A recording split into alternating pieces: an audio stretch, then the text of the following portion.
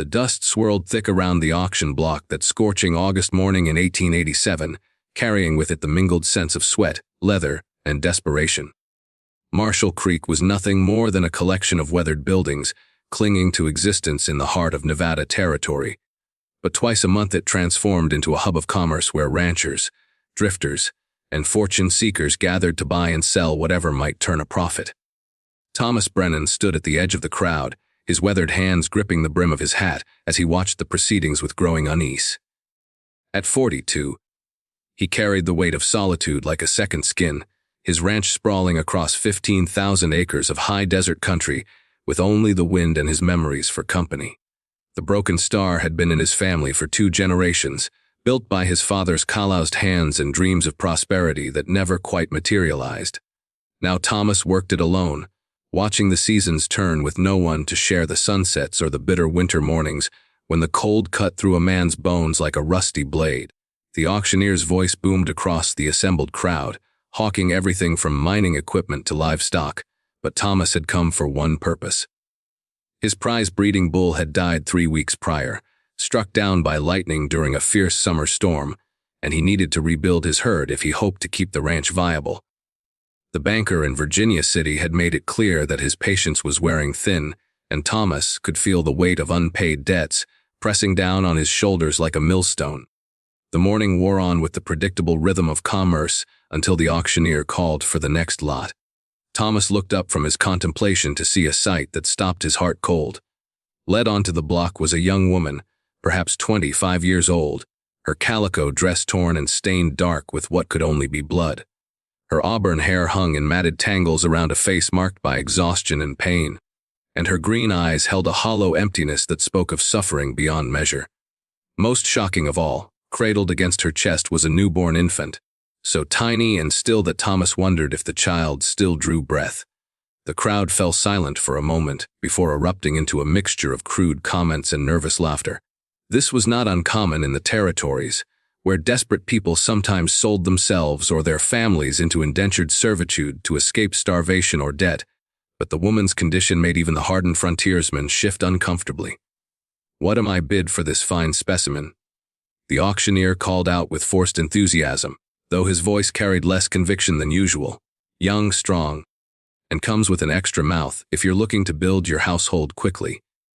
Several men near the front began calling out prices, their intentions clear from the lewd suggestions that accompanied their bids. Thomas felt his stomach turn as he watched the woman's face remain impassive, as if she had retreated somewhere deep inside herself where their words could not reach her. The baby in her arms had not moved once since she'd been brought onto the platform, and Thomas found himself praying that whatever fate awaited them both, it would be kinder than what appeared to be unfolding. $20, called out Jake Morrison, a known drunk whose ranch was little more than a collection of broken down buildings where he entertained himself with whatever unfortunate souls found their way into his clutches. "She looks like she might clean up nice, and I could use the help around the place." The crowd laughed at Morrison's thinly veiled implications, and Thomas saw something flicker in the woman's eyes. Not fear, but a kind of resigned acceptance that was somehow worse than terror would have been. She shifted the bundle in her arms slightly, and Thomas caught a glimpse of the infant's face. The child was breathing, barely, its tiny features peaceful in sleep despite the chaos surrounding them. "25, called another voice from the crowd, and then another bid, each one accompanied by comments that made Thomas's hands clench into fists at his sides. He had not come here for this, had no use for an indentured servant, and certainly no desire to complicate his already struggling existence with the responsibility of caring for others. Yet something about the woman's quiet dignity in the face of such degradation stirred something deep in his chest, a feeling he had not experienced since his wife Mary had died in childbirth 7 years ago. The bidding climbed slowly, settling into a contest between Morrison and a traveling merchant named Calloway, who was known for his harsh treatment of those in his employ. Both men had reputations that made Thomas's skin crawl, and he could see from the woman's slight trembling that she understood exactly what kind of life awaited her regardless of who emerged victorious. $50. Morrison called out with confidence, apparently deciding to end the bidding with a show of financial strength. The sum was substantial for such an auction, more than many men earned in several months of hard labor. Thomas looked at his own worn boots, calculating rapidly. He had come with $75, every cent of his remaining cash reserves earmarked for the bull he desperately needed. Without that breeding stock, his ranch faced almost certain failure within the year. The sensible thing, the practical thing, would be to let this transaction run its course and focus on his own survival. Yet as he looked up again at the woman on the platform, he saw her press her face gently against her child's head in what looked like a final goodbye. $75. Thomas heard himself say, his voice carrying clearly across the suddenly quiet crowd. All eyes turned to him in surprise. Thomas Brennan was known in Marshall Creek as a fair man, but not one given to grand gestures or impulse decisions. He was the solid, dependable sort who paid his bills on time and kept his word, not the kind to bid on human cargo at a frontier auction. Morrison turned around with a scowl, recognizing the voice. "You got no business here, Brennan. Go back to your empty ranch and leave this to men who know what to do with a woman." The insult hung in the air like smoke from a gunshot, and Thomas felt every fiber of his being rebel against the implication. He stepped forward through the crowd, his tall frame casting a long shadow across the auction block as he faced Morrison directly. "My business is my own," Thomas replied quietly, his voice steady despite the hammering of his heart. "And my bid stands." The auctioneer looked between the two men with the practiced eye of someone who had seen confrontations escalate beyond the bounds of commerce. "Do I hear 80? He called out, trying to keep the momentum going. Morrison's face had darkened with anger and alcohol, his hand drifting toward the pistol at his hip in a gesture that did not go unnoticed by the crowd. "You best think carefully about this, Brennan. A man can find himself in trouble bidding on things he can't handle." The threat was clear, but Thomas had moved beyond the point of rational calculation. Something about the woman's quiet strength in the face of such degradation had awakened a part of him that he thought had died with Mary. He was not a violent man by nature, but neither was he one to back down from bullies who preyed on the vulnerable. 75 going once. The auctioneer called out, his voice rising with nervous energy as he sensed the tension building between the two bidders. Thomas held Morrison's glare without flinching, his own hand resting casually on his gun belt in a gesture that was both subtle and unmistakably clear. He had served 2 years as a deputy in his younger days and still possessed the reflexes that had kept him alive in several dangerous situations. More importantly, he had the quiet confidence that came from knowing he was fighting for something right rather than something selfish. "Going twice," the auctioneer continued, sweat beading on his forehead despite the morning heat. Morrison looked around the crowd for support, but found only neutral faces staring back at him. While Thomas was not universally popular, he was respected, and Morrison's reputation for cruelty had earned him no friends among the assembled ranchers and merchants. The drunk's bluster began to deflate as he realized he was facing not just Thomas's financial resources, but his moral authority as well. "Sold to Thomas Brennan for $75, the auctioneer called out with evident relief, bringing his gavel down with a sharp crack that seemed to echo across the entire settlement. Thomas felt his knees weaken slightly as the reality of what he had just done washed over him. He had spent his last dollar on a woman and child he did not know, for reasons he could not fully articulate, and in doing so had likely sealed the fate of his ranch. Yet as he looked up at the woman on the platform and saw the first hint of hope flicker in her green eyes, he found that he could not bring himself to regret the decision. The transfer of ownership was handled with the same bureaucratic efficiency as any other transaction. Papers signed and money exchanged while the woman stood quietly holding her child. When the formalities were complete, Thomas approached the platform with his hat in his hands, unsure of how to begin a conversation that would determine the course of all their lives. "Mum," he said simply, offering his hand to help her down from the wooden platform. "My name is Thomas Brennan. I have a ranch about 15 miles north of here." She looked at his outstretched hand for a long moment before accepting it, her fingers cold despite the heat of the day. "Sarah," she said quietly, her voice hoarse from exhaustion and dehydration. "Sarah Mills. And this is Emma." The baby stirred at the sound of her name, tiny fists emerging from the blanket to wave weakly in the air. Thomas felt something catch in his throat at the sight of such fragile life persisting despite everything that had brought them to this moment. "Are you hungry?" Thomas asked, though the answer was obvious from Sarah's hollow cheeks and the way she swayed slightly on her feet. "There's a decent meal to be had at the hotel, and we should get some supplies before we head out to the ranch." Sarah nodded mutely, seeming overwhelmed by the simple kindness in his voice. Thomas could see that she was still waiting for the other shoe to drop, for him to reveal whatever ulterior motives had driven his surprising bid. He could hardly blame her caution given what she had just endured, but he hoped that time might prove his intentions were genuinely honorable. They walked slowly through the dusty streets of Marshall Creek, Thomas matching his pace to Sarah's careful steps while she cradled Emma against her chest. The townspeople they passed offered curious glances, but no one interfered or made any comments within earshot. Word of the auction had already begun to spread, and Thomas could sense the speculation that would follow them for months to come. At the hotel restaurant, Thomas ordered food for both of them while Sarah fed Emma from a bottle of milk the proprietor's wife had kindly provided. Watching the tiny infant drink eagerly, Thomas felt a stab of memory from his own brief experience as a father. His son with Mary had lived only 3 days, not long enough to even receive a name, and the loss had carved a hollow place in his heart that had never quite healed.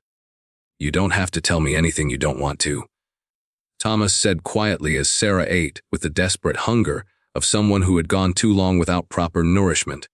"But if you're comfortable sharing, I'd like to know what brought you to that auction block." Sarah's spoon paused halfway to her mouth, and for a moment Thomas thought she would refuse to answer.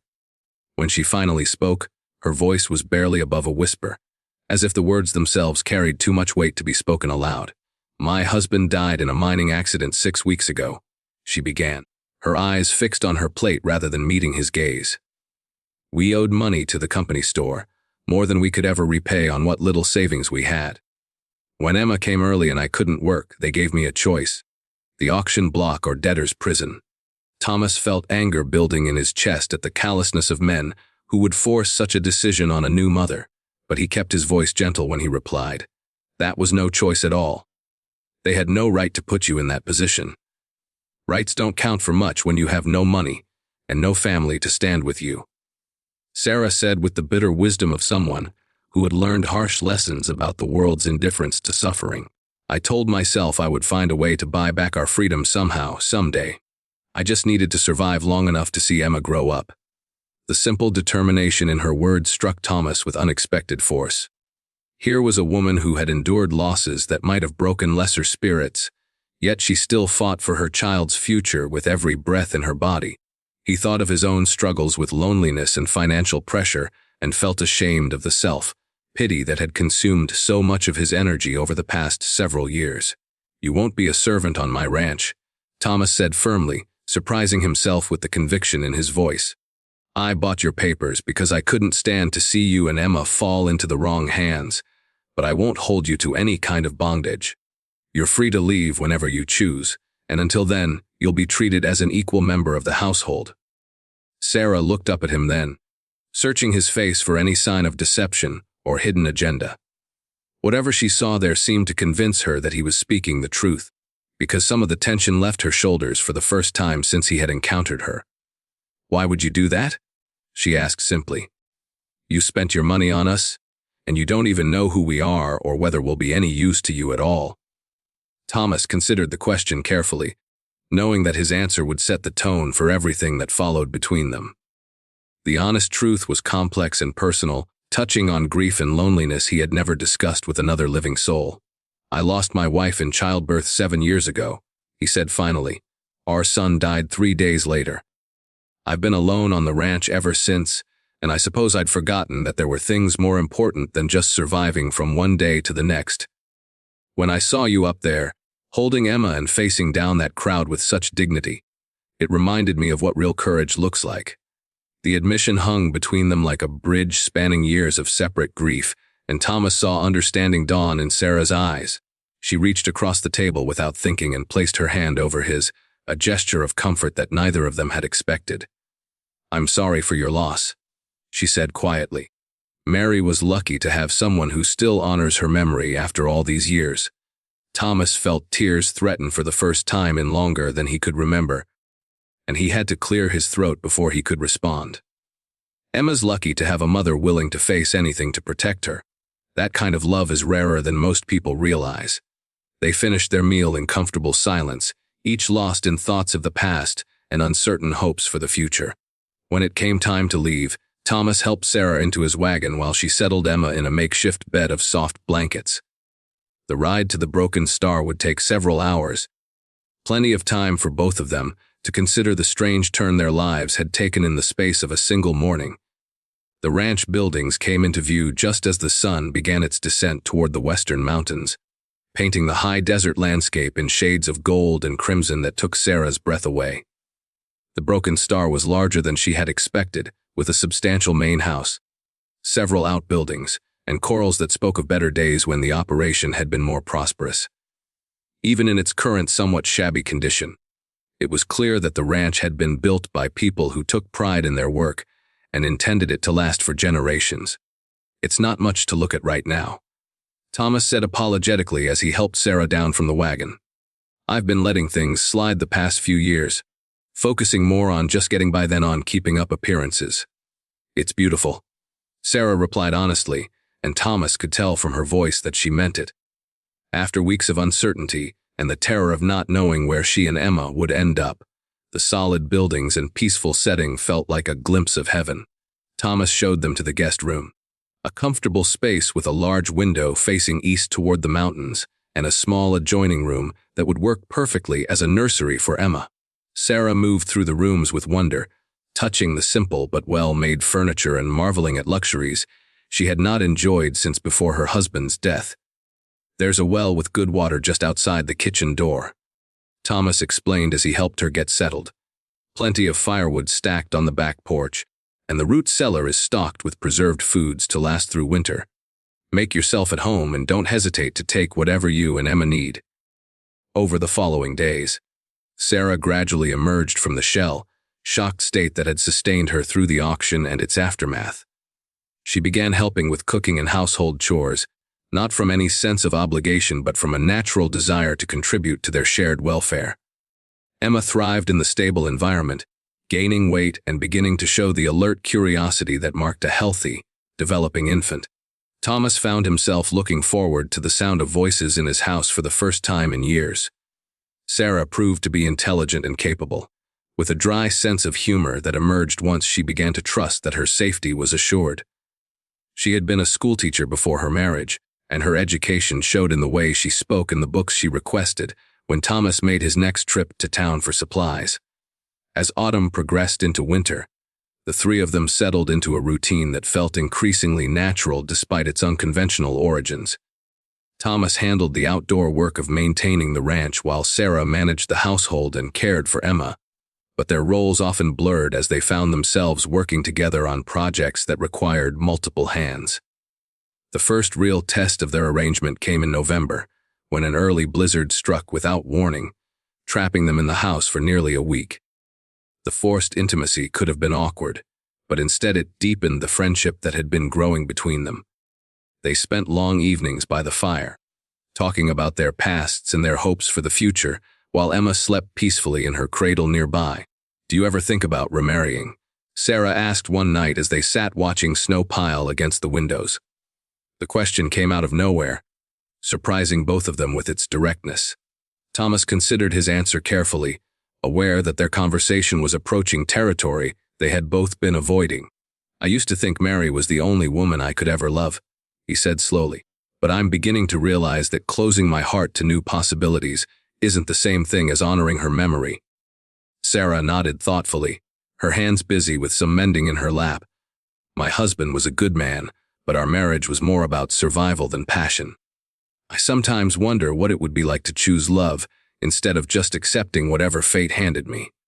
The admission hung in the air between them, heavy with implications neither was quite ready to address directly. Yet Thomas felt something shift in his chest, a warmth that had nothing to do with the fire crackling in the hearth, and everything to do with the woman sitting across from him.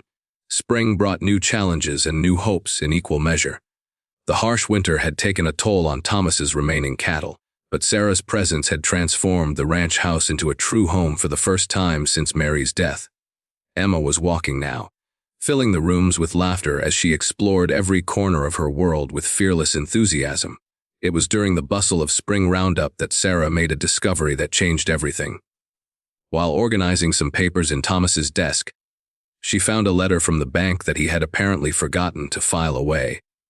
The contents made her stomach clench with familiar dread as she read about overdue mortgage payments and the threat of foreclosure that hung over the ranch like a storm cloud. That evening, after Emma had been put to bed, Sarah confronted Thomas about what she had found. "You spent your last money buying my papers," she said quietly. The letter spread between them on the kitchen table. "The money you needed to save the ranch." Thomas had the grace not to deny it, though he clearly had not intended for her to discover his sacrifice. "It seemed like the right thing to do at the time," he said simply. "And I don't regret it, no matter how this ends." Sarah felt tears sting her eyes as the full weight of what he had done for them settled over her. "You gave up everything for strangers," she whispered. "How can I ever repay such a gift?" "You already have," Thomas replied, reaching across the table to take her hands in his. "You gave me back my life, Sarah. You and Emma brought joy back into this house, when I had forgotten what it felt like to hope for anything beyond just getting through each day." The words broke down the last barriers between them, and Sarah found herself leaning across the table to kiss him with all the gratitude and growing love she had been afraid to acknowledge. Thomas responded with the desperate hunger of a man who had thought himself beyond such blessings, and when they finally broke apart, both were breathing hard. "I love you," Sarah said simply, the words coming easier than she had expected. "I love you, and I want to fight for this life we're building together." Thomas felt his heart swell with emotion he had thought buried forever with Mary's passing. "I love you too," he replied, his voice rough with feeling. "But love doesn't pay debts or save ranches. I may have doomed us all with my impulse at that auction." Sarah smiled then, the first truly joyful expression he had seen cross her face since the day they met. "Maybe not," she said mysteriously, "but I have an idea that might help if you're willing to trust me." The next morning, Sarah revealed her plan with the quiet confidence of someone who had thought through every angle. Her late husband had been not just a miner but a surveyor, and among his few possessions was a detailed map of mineral deposits throughout the region. According to his notes, there was a strong possibility of silver ore in the hills above the Broken Star, in an area Thomas had never thought to explore. "It's a long shot," Sarah admitted as they studied the faded map together. "But if there's even a small vein of decent ore, it might be enough to pay off the mortgage and give us a fresh start." Thomas looked from the map to Sarah's hopeful face and felt his own optimism beginning to stir. "It would mean hard work and no guarantee of success," he warned. "And we'd have to do most of the prospecting ourselves, since we can't afford to hire help."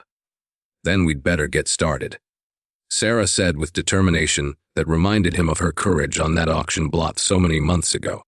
"Emma and I didn't survive everything we've been through just to give up when things get difficult. The summer of 1888 was the hardest either of them had ever experienced.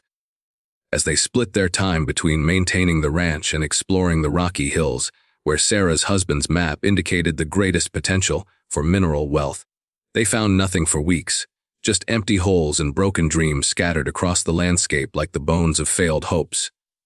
It was Emma who led them to their salvation, toddling away from their picnic spot one afternoon to investigate a shiny rock that had caught her attention. When Thomas and Sarah caught up with her, they found themselves staring at an outcropping of quartz shot through with unmistakable veins of silver ore. The assayer in Virginia City confirmed what they hardly dared to believe: the deposit was substantial enough to yield significant returns if properly developed. Within a month, Thomas had negotiated a lease agreement with a mining company that provided enough immediate capital to save the ranch and fund the expansion of their cattle operation. On their wedding day in October, as Sarah walked down the aisle of the small church in Marshall Creek wearing a dress she had sewn herself from fabric purchased with their newfound prosperity, Thomas reflected on the strange turns that had brought them to this moment. The congregation was small but sincere, made up of neighbors who had watched their unlikely partnership blossom into genuine love and mutual respect. Emma served as an unofficial flower girl, scattering wildflower petals with the serious concentration that marked all her endeavors.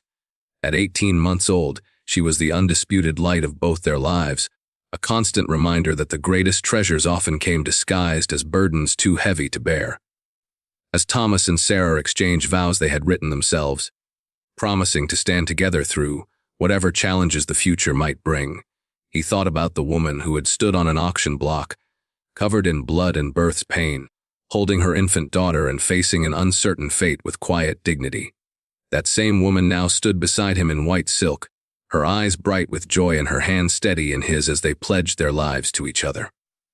"Do you take this woman to be your lawfully wedded wife?" the preacher asked, his voice carrying clearly through the small church. "I do," Thomas replied, his voice strong and certain. "I took her to give her life, and she gave me mine in return." The years that followed brought the usual mixture of joy and sorrow that marks any life fully lived. The Broken Star prospered under their joint stewardship, growing into one of the most successful ranches in the territory as they combined Thomas's knowledge of the land with Sarah's business acumen and natural gift for organization. Emma grew into a confident, intelligent child who could ride before she could read, and who possessed her mother's determination tempered by her adoptive father's steady wisdom. They had 2 more children together, a son they named William after Thomas's father, and a daughter called Mary in honor of his first wife's memory. Sarah had suggested the name herself, understanding that honoring the past was not the same as being imprisoned by it. The children grew up knowing they were part of a family built on love and sacrifice, where every member was valued not for their biological connections, but for their contributions to their shared life.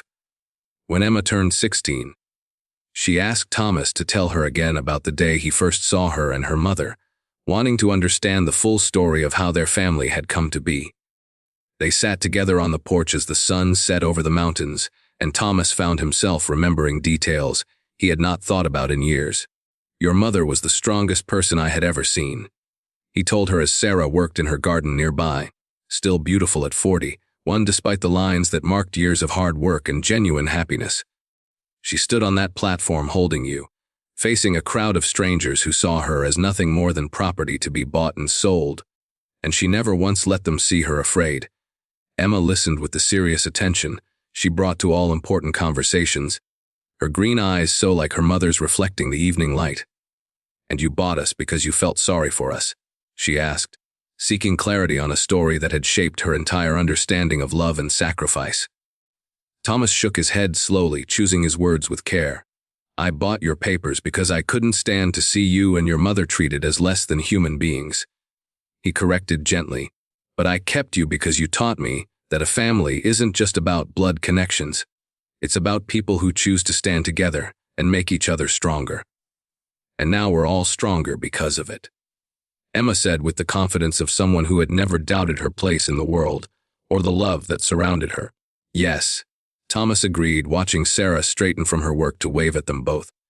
"We're all stronger because your mother had the courage to hope for better when hope seemed impossible, and because love really can transform everything it touches." As the stars emerged in the darkening sky above the Broken Star Ranch, Thomas reflected on the journey that had brought them all to this moment of perfect contentment. A woman drenched in wounds and birth's blood had been offered for sale to the highest bidder, and a lonely rancher had bought her hoping to give life, where others saw only profit. In the end, they had both received far more than they had ever dared to dream, proving that sometimes the most valuable things in life come disguised as burdens too heavy to bear alone, but perfectly manageable when shared by hearts united in common purpose.